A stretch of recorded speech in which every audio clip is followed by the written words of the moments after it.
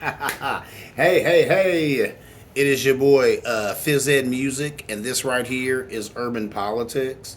I want to thank everybody who's been liking and subscribing. Please, if you see something you like, if you like the show, please like and subscribe, Tell a friend, tell your mom, tell anybody with ears who gets into politics or enjoys being brought up to date on stuff that's going on in politics. Because I understand a lot of people just don't have time like I have to check this stuff out and to see this stuff or whatever, right? So, you know what I'm saying? Yeah. You know what I'm saying? If they are politically minded, like, yours truly and some others who watch this show or whatever, please, you know what I'm saying? Let them know to like and subscribe. Go on over to YouTube, put Urban Politics / Phys Ed Music, and I guarantee you I come right up. And right then, boom, you fall right into the dialogue. With that said, let me go ahead and get it right into it like a car and drive, because there's all types of politics to talk about. I'm going to go ahead and start it off with Senator Mitch McConnell. He's acting like a little Mitch once again. Mitch McConnell, minority leader in the Senate, says it's very likely that the 2022 midterm elections will be very good for Republicans. He cited an NBC News poll that showed that 71% of Americans think the country is headed in the wrong direction. All 435 House seats and 34 Senate seats, 20 that are held by Republicans and 14 that are held by Democrats, will be up. Will be up for re-election next year. Historically, voters vote for the opposite party of the president who's in office. That's how that goes. Usually in a midterm election. McConnell, he opposed the creation of the bipartisan January 6th commission, calling the idea slanted and unbalanced. As far, though, as the January 6th commission goes, and their findings, here's what he had to say about that. He said it was a horrendous event, and I think what they are seeking to find out is something the public needs to know.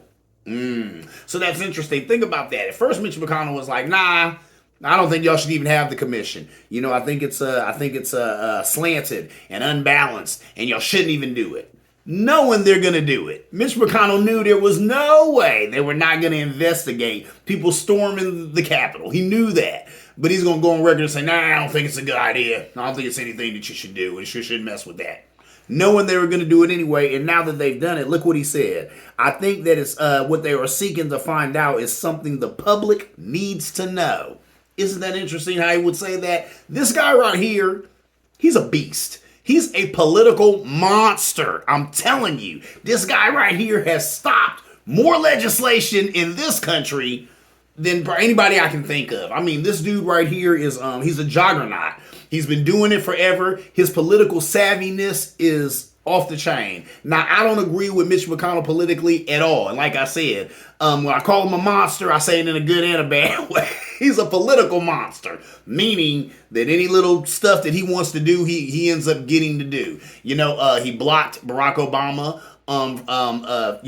from giving Garland the nomination when all that type of stuff was going on when Obama was president and he had that that pick for the Supreme Court. Mitch McConnell made sure that didn't happen. Anything Mitch McConnell wants to do, he does. Now, right now, him and Trump are not the best of friends, right? But he's so politically savvy, he knew exactly how to handle that. When the question came up about the commission, y'all shouldn't do that.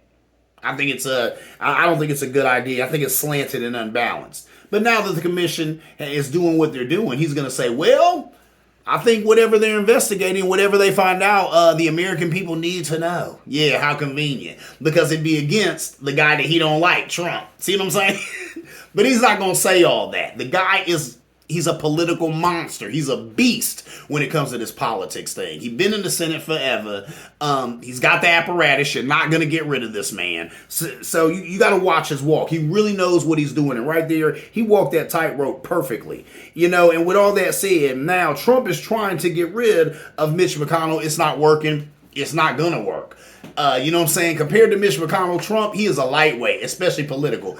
politically. Compared to anybody, Trump is a lightweight, especially politically. But this guy right here, he's got no wins in this casa. They were talking to a lot of Republicans, and there are some who are like, oh, Mitch McConnell this, Mitch McConnell that. Trump was mad at Mitch McConnell because he made a deal on the debt ceiling. Well, America has to pay its bills. And, you know, and Mitch McConnell, he's just as petty as the rest of these Republicans. He's all about winning at any cost, too. But he also understands that America has to pay its bills. There are just some things that have to be done. You know, Trump doesn't know anything about politics. He's a day trader. He wanted him to not deal with the Democrats on that. He feels like Mitch McConnell gave Joe Biden a win. That was really giving America a win, because had he not done that, it would have threw this country into disarray. You know what I'm saying? So, and Mitch McConnell knows that. So he knows how to play the game perfectly. So he went ahead and did that. He ran afoul of Trump. He doesn't really care. Because in the end of the day, Mitch McConnell knows that Trump can't do anything to him. Even though Trump has a stronghold on that party, and actually at this point, I guess it's kind of turning into two parties. Because you have your Trumpeters and you have your conservatives. So Mitch McConnell knows that he's good with Trumpeters and conservatives. And he makes sure to keep it that way. Even though he does not like Trump at all.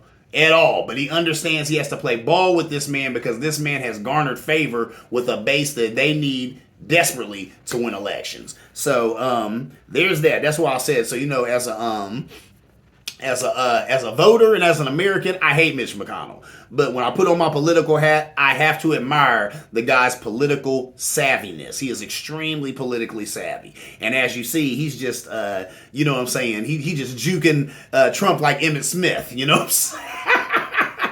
Anyway, moving on. Let's talk about Joseph Robinette Biden. All right, he had a rough time delivering a commencement speech. He referred to VP Harris as President Harris. That was not a good look. He messed up the wording when he talked about the Democrats' legislation of the George Floyd Justice and Policing Act. He praised and thanked the African American community in South Carolina for their support during the presidential primaries. He spoke of the importance of protecting the sacred right to vote. If you haven't been paying attention or you've been living under a rock, make a long story short, you know what I'm saying, on the right, it's a big thing right now, this Let's Go Brandon thing, and there was a NASCAR race, there were some people screaming, you know, F Joe Biden, the announcer thought they were saying Let's Go Brandon, so now that's a big thing on the right, Let's Go Brandon, they think that's hilarious. I've told conservative friends of mine, nobody on the left cares about that. A lot of times people on the left also feel like F Joe Biden because he's not doing what they want him to do. This Build Back Better plan, it just came down the pipeline now that Joe Manchin ain't going to vote for it. So it's definitely not going to pass, you know what I'm saying, before the year's out like Mr. Biden wanted. So that's a problem. So you're going to have plenty of people on the left screaming F Joe Biden. See what I'm saying? It's not the same. You know, these people hold Trump up like he's some type of deity or some type of god. On the left, Joe Biden is just president. You know, all types of different people have had that job. And when people get that job, it's not because people are so much in love with them. There's probably some of that with Barack Obama, I'm not going to lie. But usually, most often, when people get the job of president, it's why? Because you think he's the best person for the job. He's the best person to do what you need in your life, do for you as a taxpayer, as an American, as a citizen. Can this guy help my life run a little smoother, a little easier? That's why you give him that job. Not because you believe that he's the second coming of Christ or something like that. Now, I've watched plenty of documentaries about some of these QAnon people, and they're on that. You know, they believe that Trump is a deity. They believe that he was sent by God. I don't know how. The man is about as godless as anybody could get, but oh well, whatever. I've talked about that ad nauseum. We're not going to try and go down that rabbit hole again or try and figure these people out because there is no figuring these people out. A cult is a cult is a cult. And when people are turned on by the cult of personality, they're turned on to that personality. So they're turned on to Trump for whatever reason. We're not going to investigate that because I could really care less. But the point with that being, Mr. Biden, you need to wake up to that and get hip to that, okay? And I'm about to, you know what, let me keep going because I'm going to address all of this in a minute here, why I think it's become cool to hate on Joe Biden, but let me go on. With that said, you know, Joe Biden, he's old. We know this, right? The man is old. His steps are slow. He's still the gaff master. He's still the gaffosaurus. They've always called him that. They used to always call Joe Biden the gaffosaurus or the gaff master because they claimed that he was always doing, saying gaff, saying things. And a gaff in politics is you saying what you weren't supposed to say or maybe giving away a little bit too much of the game. Now, Trump does it all the time, and they don't call it a gaff. Why? Because even Trump's followers and constituents know that he ain't smart. So when he makes a gaffe, it's just him doing a speech or him talking. But for years, Joe Biden has been the gaff master, the gaffosaurus. When he came out before Barack Obama and said that, yeah, me and Barack are fine with same-sex marriages, they claimed that was a gaffe or whatever. He wasn't supposed to do that. But when he did it, Barack Obama was like, hey, well, let me go ahead in my interview and let it be known I'm comfortable with same-sex marriage. There it is. So there's that. They claimed it was a gaffe when he was at the NAACP. And he was talking to like a lot of older black constituents, and he said the GOP wants to put you all back in chains. And then they ran with that on Fox. I mean, I'm watching Fox News, and they was like, can you believe that Joe Biden would say that the GOP wants to put black people in chains? Well, so many words kind of was going on. But anyway, especially at that time, right? But if you notice, every older black person in that room was just nodding their head in agreement with him. And I think they appreciated the fact that this white man came to this completely black venue and kept it just as real as can be with these black folk. That's Joe Biden. They call him the gaff master. He keeps it real a lot of times. When he was running against Barack Obama, he had made a comment how he said this is an amazing time in history that there's a young black male poised to be the president of these United States. Fox News ran with that. Other outlets ran with that. Oh, this is racist. Joe Biden said some racist stuff. And then Barack Obama even came and said, that's not racist. That's accurate. What he just said is extremely correct. This is an amazing country. This is an amazing time that I, a young black man, is actually poised to be president of these United States. So there's that. And I think that's why Joe Biden ended up getting that spot of vice president for 8 years while Barack Obama did his thing in the Oval Office. Because I think Barack Obama admired the fact that this guy, he keeps it real, sometimes to his own detriment. Now, am I saying he's perfect? No. Am I saying that Joe Biden hasn't ever said any racist stuff? No. Am I saying that he wasn't instrumental in that crime bill that put a whole lot of black people in jail? Yeah, he was. We know he did all that. Everybody got faults, and this is a white man. I'd be surprised if he didn't have anything racist in his past. That wouldn't make any sense, would it? So there's that. With that said, on his worst day, he's still better than Trump, right? He's 79 years old. His steps are slow. He messes up wording. He messes up names. On his worst day, he's still a better man than Trump. He's still a better president than Donald Trump. So all this other stuff to me, I think is silly. And I get sick of hearing it. Not because I'm, in love with Joe Biden. I do like Joe Biden. I went on record at this show as saying I'm a fan of it. He's cool. You know what I'm saying? Do I have my problems with him? I just mentioned some earlier. Yeah, I got those. But guess what? Overall, he's a better man than Trump. He's a better president than Trump. You know what I'm saying? So we got to give him credit for that. Is he doing things to really try and help Americans, the average American person, the American worker, the middle-class American worker? Yes. Look at the Build Back Better plan. He is trying to do that. So with that said, I think people always hate the president. They blame the president for everything. Gas prices. I've talked about even on this show how he has nothing to do with gas prices, but he still has to pay for it. He's still going to end up losing votes because gas prices are out of control and it don't even have anything to do with him. It's nothing he can control. It's out of his control. But the average person doesn't do enough research to know that. Ergo, they're going to blame him for it. That is what it is, right? I think because a lot of young people are listening and watching like neo-Nazi and racist podcasts, now dissing the president is kind of the thing to do. I think there's a lot of young people, they're watching some of this stuff. And, when you're a teenager, you want to be nonconformist, right? You want to go against whatever's popular. You want to seem like you're counterculture. That's what everybody's doing. Well, you know what I'm saying? I don't want to fall in line. I'm not about being a conformist. I'm not about conforming. So a way for these teenagers to rebel or whatever is to be like, F Joe Biden. Sometimes I'm watching shows with my son where these guys do mods of video games and stuff, and they might have like a Joe Biden caricature come up, and then they'll have a Trump caricature come up, and they always make sure that the Trump caricature beats the Joe Biden caricature. I think a piece of that is because, like I said, some of these kids are getting turned on by this neo-Nazi rhetoric, by this racist rhetoric that are in these podcasts. So parents, you need to keep tabs on that. Keep a check on that. You know what I'm saying? See what your 16, 17, 18, 19-year-old kid is doing in that room with the door closed. So some of them are getting opened about that. But I think a piece of it also, too, is that Trump is not popular, right? And he also raises eyebrows. He says provocative things. He does provocative things. So kids know that if they walk in a room and say, yeah, I like Trump, that's going to be provocative. That's going to get a rise out of people, right? But most of these people, if you ask them, why do you hate Joe Biden? They can't give you one good reason. They can't give you one policy that they don't like. They can't give you one iota of evidence of why he's not a good president, or why he's the worst president, or why he's worse than Barack Obama. Worse than Barack Obama. That blew me away. I said, Joe Biden, people loved him when Barack Obama was president. He was vice president. No, he's worse than Barack Obama. He's more of a leftist than Obama ever was. Really? Whatever.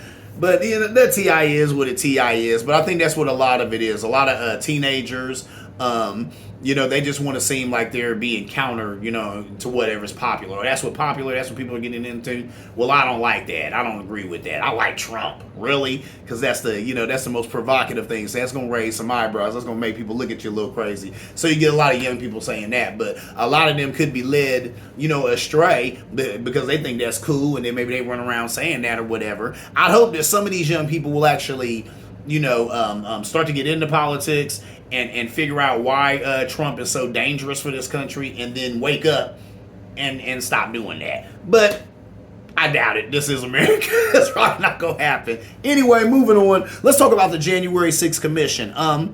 They uncovered evidence from Mark Meadows, who is Trump's chief of staff, text message records that all the partisan hacks that are over on Fox News texted him, and they were begging him to tell Trump to do something.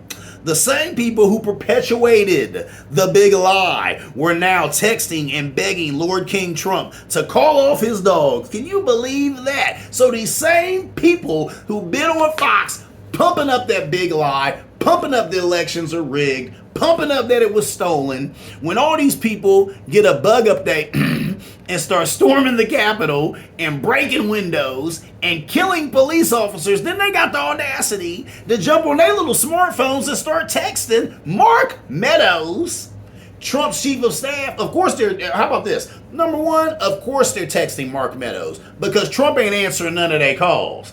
Because he already knew what was going on, and he was loving every minute of it. That guy was watching it. He was just, man, oh my goodness. He was happy as a pig in poop watching it. Actually, I think on TikTok I've even seen pictures people have of him. And I want to say Kelly McEnany was there too, and they were sitting there watching as all this was unfolding. He was just looking like a child. He just full of glee, grinning from ear to ear. So, he wasn't taking any calls. Mark Meadows was getting plenty of text messages. His son Don, they said called several times. When I heard that, the most telling thing to me is, why is Don Jr. texting Mark Meadows? You don't have your dad's number? If I want to call my father, I get on my phone and I call him. I have his number. He's my dad.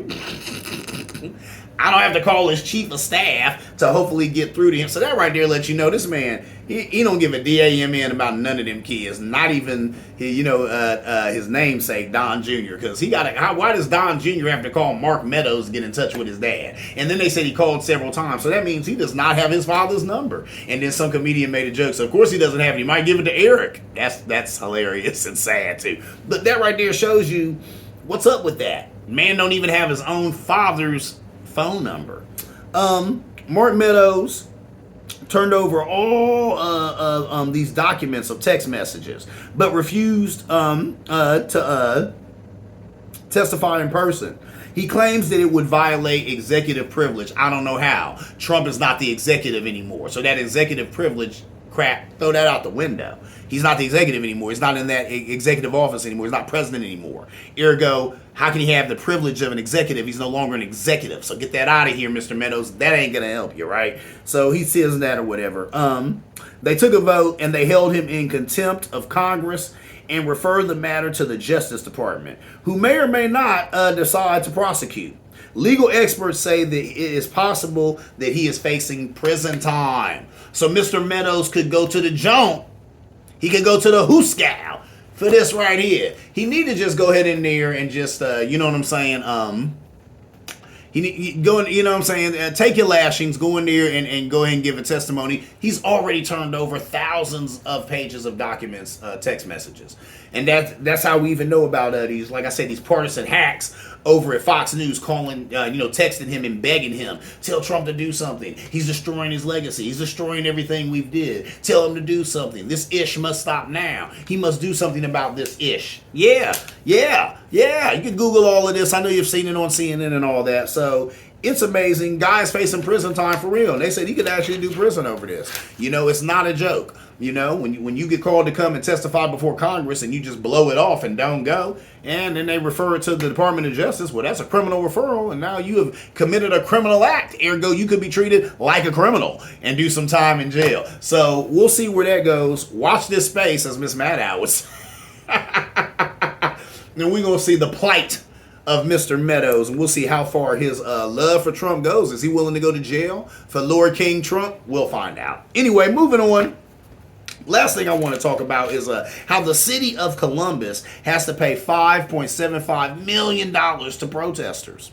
The city will pay out about $5.75 million to protesters who filed a federal lawsuit following Black Lives Matter protests in Columbus. These plaintiffs were falsely arrested and assaulted by Columbus police officers. Attorney Frank Gitz said body camera video from the 2020 protest shows peaceful people being gassed, shot at with wooden bullets, and being rammed by police officers on bikes. He also said the main goal was an injunction to protect anyone involved in future protests. I want to stop right there because I think that right there is huge, and that's really the meat of this whole sandwich. I think last show or show before last, I talked about how the whole thing on the right is they want to criminalize protesting because they hate protesters. They're always invoking the name of Martin Luther King, but they hate exactly what the man was, a protester. Why? Because when you're protesting, you're shining a light on something. When you're shining a light on something, you get people to pay attention to it. Ergo, you probably going to get people to help the cause or get, help to make this thing right again. They don't want that. They want to be able to do their little evil deeds in the dark and nobody say anything about anything. Ergo, if we can criminalize protesting, if we can criminalize protesters and protesting, then we don't have to worry about protests. We don't have to worry about people shining a light on issues that we don't want a light shined on. So there's that going on, and that's exactly what's going on here. As he talked about, the goal is an injunction to protect anyone involved in future protests. This is what you need to do. This country was built on protesting. They always say that too. If you enjoy your rights, thank a liberal. That's right. If you enjoy your rights, thank a protester. Somebody protested for those rights. I had to tell somebody a little time ago, did you know there didn't used to be a 40-hour work week? Did you know that there used to be little kids who worked in factories and they use them because their little hands could get into gears, but sometimes they lose a hand in the gear. Sometimes they lose an arm in the gear. Did you know that sometimes people would die at work because there was no 40-hour work week? So maybe sometimes they were working 60, 70, 80 hours a week and they might die while they were at the job. It was no big deal. Get that body out of there and get another body in here to do the work. The show must go on. Work must go on. Yeah. Until people protested, until people picketed, until unions were formed, until some liberals got together and protested to change things. So that's the only thing that'll change things around here, right? So we can't get rid of protesting. We have to preserve that sacred right to people to protest. Now, you're supposed to do it peacefully. You're not supposed to obstruct and you're not supposed to damage property. But guess what? If a CVS gets burned down because a person got shot and killed in the streets, well, I'm not crying over that CVS. Like I tell conservative friends of mine all the time, that CVS has insurance. They'll get all that money back. That life that was lost in the street, that ain't never coming back. Okay? You know what I'm saying? That brother, that son, that father, he's going forever. And he ain't coming back. But that CVS, they got insurance. That Wendy's that's burning right now, they got insurance. So I don't want to hear all that crap about trying to equate, and that property is struggling. I don't want to hear about that. I don't want to hear about that. So that TI is what a TI is. The money, they said, will be dispersed by a third party. to these individuals based on seriousness of the impact on each individual, experiences. Some of these people have charges that are floating around the internet, and they were saying how that never goes away. So some of these people, they're going to be dealing with this for the rest of their lives. They took part in the protest. Things didn't go so good. Now they got stuff on the internet about them that isn't true. They had to deal with false charges that they got. So this money is going to be divvied up among these people. And, there'll be a guy who will look there and say, oh, well, you had this much trauma over this event, so you'll get this much money. She had this much of trauma and her life was messed up like that, so she'll get this amount of money. And, that is what it is. So, and I agree with that because that's just horrible right there. But that story was interesting. I wanted to bring that to light because you always hear people on the right talking all that stuff. Protesters this, protesters that. And what about people who spent all summer, burning stuff down just because George Floyd got killed and ... Well, right here in Columbus, Ohio, these people protested the death of George Floyd and they tried to do it peaceably. But you see what happened. The police came out and they acted a fool. And they beat up on people. And now they got to pay them $5.75 million in restitution. Because they felt like they wanted to come out there and beat up on some people because they had the audacity to peacefully protest, which is their right in America. Yeah. TI is what a TI is, ladies and gentlemen. That is my time. This is Urban Politics. I'm your humble host, Phys Ed. Music. If you like what you're watching, please like and subscribe, tell a friend, like and subscribe. And as always, see you around like a donut.